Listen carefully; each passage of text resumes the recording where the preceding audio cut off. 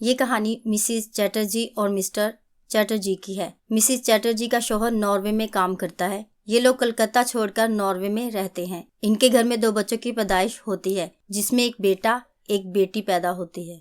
Mrs Chatterjee अपने बच्चों के साथ हंसी खुशी जिंदगी गुजार रहे होते हैं। एक दिन अचानक चाइल्ड प्रोटेक्शन ब्यूरो के लोग इनके बच्चों को अपने साथ ले जाते हैं। मिसिस चैटर्जी को एक ऑफिसर बताता है कि इनके इदारे के लोगों ने बताया कि आप लोग अपने बच्चों की अच्छे से परवरिश नहीं कर रहे हैं, इसलिए अब आपके बच्चों की कस्टडी हमारे पास है। आपके बच्चे चाइल्ड प्रोटेक्शन के इदारे के पास रहेंगे। मिसिस चैटर्जी इनकी बहुत मिन्नत समाजत करती हैं कि इसके बच्चे बहुत छोटे हैं, बच्चे वापस दे दें, बच्चे वापस दे दिए जाएं, लेकिन इदारे के लोग मिसिस चैटर्जी को कोई बात नहीं सुनते। मिसिस चैटर्जी नॉर्वे के चाइल्ड प्रोटेक्शन इदारे के खिलाफ केस दायर करती है, जहां उनका वकील अदालत को बताता है कि चाइल्ड प्रोटेक्शन के इदारे के लोग चैटर्जी को बताए बगैर इनके बच्चों को ले गए, जहां इदारे की तरफ से इन पर इल्जाम लगाया जाता है कि हम 3 माह से चैटर्जी फैमिली की इन्वेस्टिगेशन कर रहे हैं, जिसमें हमें पता चला है कि चैटर्जी फैमिली अपने बच्चों को जबरदस्ती खाना खिलाती हैं और हाथ से खिलाती हैं और बच्चों को रात में अपने साथ सुलाते हैं और बच्चों के माथे पर टीका लगाते हैं।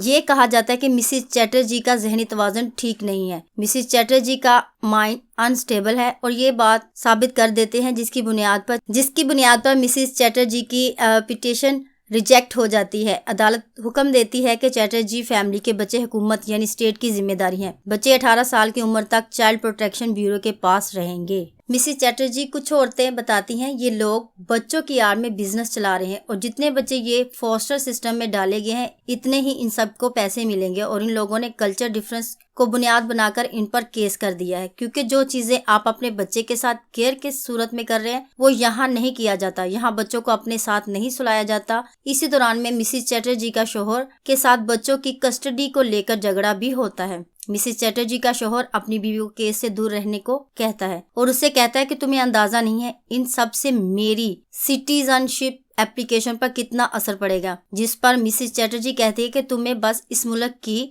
सिटीजनशिप एप्लीकेशन की पड़ी है। मिसिस चैटर्जी का शौहर उसे मारता है। मिसिस चैटर्जी फैसला करती हैं कि मैं दुनिया के हर हिस्से में जाऊंगी जहां मुझे इंसाफ मिलेगा। मिसिस चैटर्जी को इनके बच्चे मिले ना मिले ये फिल्म की रिलीज के बाद ही पता चलेगा। ये कहानी एक ऐसी माँ की है जिसने अपने बच्चों को पाने के लिए पूरी कौम को हिला दिया, क्योंकि ये अब एक फैमिली नहीं बल्कि 2 मुल्कों की बात थी, जहां कल्चर के फर्क होने की वजह से छोटी बातों को बुनियाद बनाकर इनसे इनके बच्चे छीन लिए। इस फिल्म की कहानी एक रियल लाइफ स्टोरी है। ये एक कपल की सच्ची कहानी है जो अपने बच्चों को पाने के लिए मीडिया पर 2013 में उन्होंने इंडिया की अदालत में अपने बच्चों के लिए पिटीशन दायर की। हुकूमती इदारों ने इनकी काफी मदद की बच्चों को वापस इंडिया लाने के लिए और उन्होंने अपने बच्चों की कस्टडी हासिल कर ली। इनको 8 माह के बाद अपने बच्चे मिल गए।